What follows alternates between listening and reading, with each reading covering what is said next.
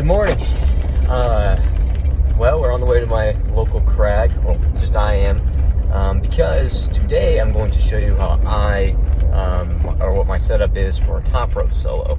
Now, I just wanted to make this video as a quick disclaimer that I do in no way recommend that you do top rope solo. It is extremely dangerous, as is any soloing. But this is just a video on how I do it, and so you can see it's purely for entertainment purposes. So do not try this at home. All right. Okay, so the first step obviously is rappelling, which there's not a video on rappelling, so I'm not gonna show that part. But anyway, so this is how you set up the top rope. So some people may argue that you should use locking carabiners, which you probably should, be a good idea.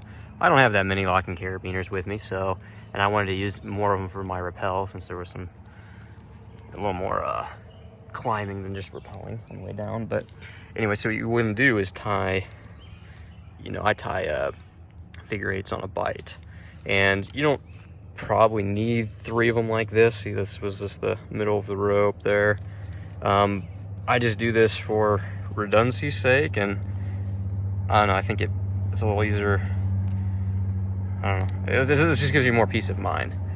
So anyways, you just want to, have the middle rope. I'm going to use 2 strands of rope because that's safer, and then I'll have my static line here as well, and I'll show you what I do with that. All right, let's go to the ground. Okay, first thing I want to do is show you the gear I use for my top rope solo. These are called camp lifts. These are pretty cool. They just, they bite onto the rope as you climb up, and they slide right up the rope. I'll show you that. This one I'm using, I really hate these. I don't know why. But you put it on your belay loop there, and it clips on. It's supposed to keep it from, spinning around and cross-loading. And then you're going to need your gree-gree, or I would need my gree-gree. And then this is a, obviously an ascender.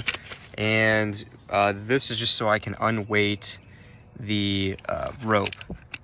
So because these bite on pretty good, and they don't really, there's not really a good way to release them, I haven't found anyway, because they bite on pretty good, which is good for what we're doing, because, we don't want them not to. And then, yeah, so you just have to have that to unweight the rope. This I put on, I'll show you why as soon as I get set up. Now, excuse my camera skills here, and the point of view, because obviously I'm by myself and don't have anyone to film me. So, okay, anyway, here we go. Okay, I'll show you my setup here. So, probably wondering why got this thing around my neck too. All right, so got the bag tied on the rope here. What this does is it provides weight, so that this, as you're pulling this up, this has some tension. It pulls the rope, so instead of creating slack in the rope and then taking a bigger fall, this will slide up the rope easier.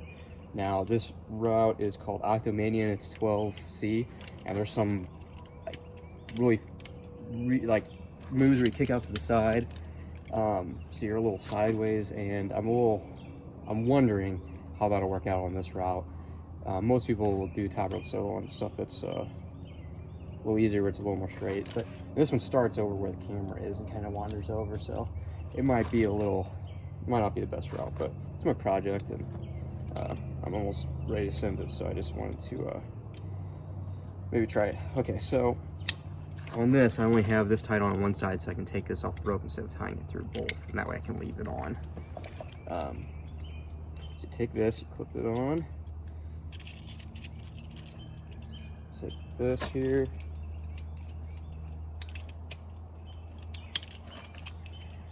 alright.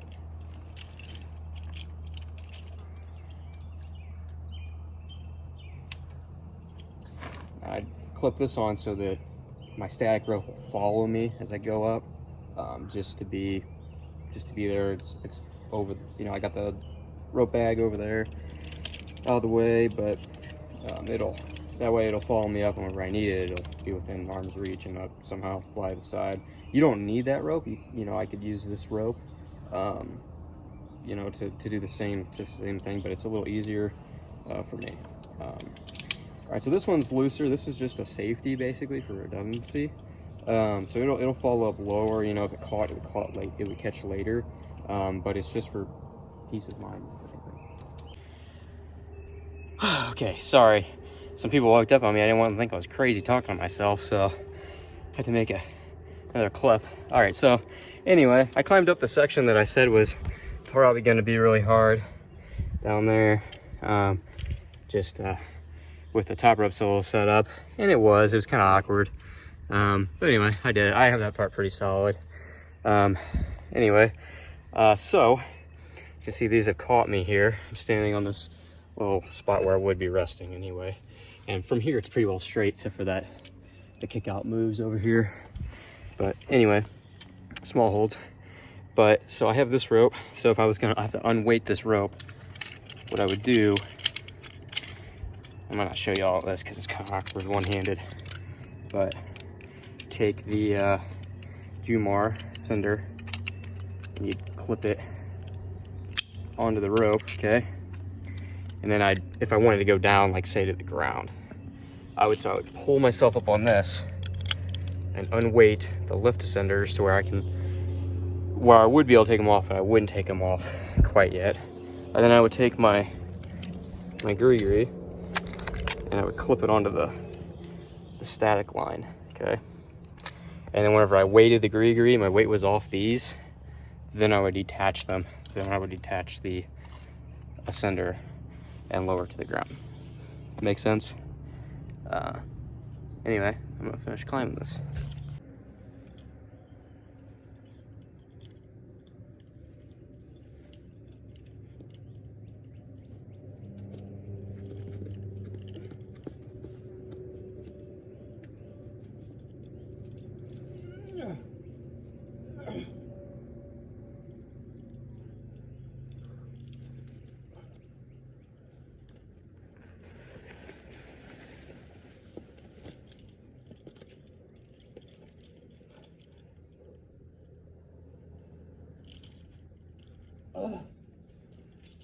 Woo.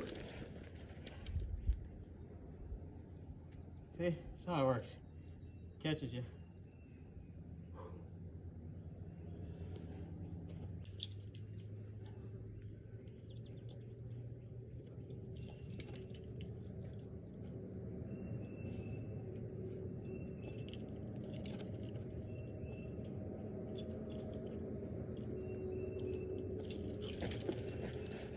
That was super wet.